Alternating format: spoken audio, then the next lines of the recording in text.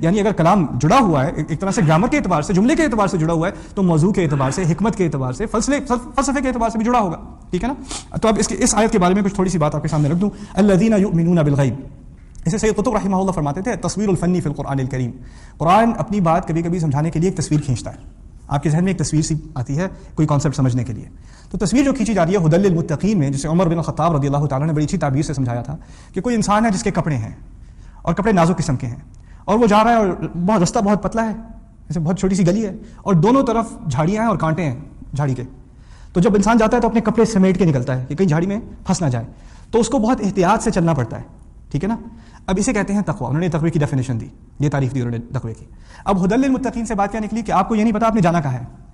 اگر آپ کو ہدایات دے بھی دی جائیں کہ اس سڑک کو لو، اس طرف جاؤ، اس طرف جاؤ، جاتے وقت بھی آپ کو بہت زیادہ احتیاط کرنی پڑے گی، ٹھیک ہے نا؟ اب اگلی بات آ گئی شرط کہ اس سڑک پہ کوئی بغیر احتیاط کے نہیں جا سکتا، یا ایسی کوئی سڑک نہیں ہے کہ آپ بے پرواہ چلے جاؤ اور پہنچ جاؤ گے، اپنی منزل تک پہنچ جاؤ گے، ایسی بات نہیں ہے. آپ کو بہت احتیاط سے تقوی کے ساتھ چلنا پڑے گا. تقوی اپنے آپ کو بچا کر چلنے کی بات ہو رہی ہے. اب آگے اسی تصویر کی مزید اس کا ایک مزید پہلو آ رہا ہے، وہ کیا ہے؟ الذین یؤمنون بالغیب، وہ لوگ جن کا غیب پر ایمان ہے. اب غیبیات میں ویسے تو آپ کو سب کو پتا ہے اللہ تعالیٰ پر ایمان غیب میں سے ہے، ملائکہ پر ایمان، فرشتوں پر ایمان غیب میں سے ہے، آخرت پر ایمان غیب میں سے ہے، قدر پر ایمان غیب میں سے ہے، رسولوں کی وحی پر ایمان، فرشتہ اترتا ہوا تو نظر نہیں آتا، وہ بھی غیب میں سے ہے. رسالت ہمارا قرآن پہ جو یقین ہے، جو کانفیڈنس ہے قرآن میں، وہ بھی غیب میں سے ہے. لیکن اس تصویر میں اس کی طرف کیا خوبصورت اضافہ ہوا کہ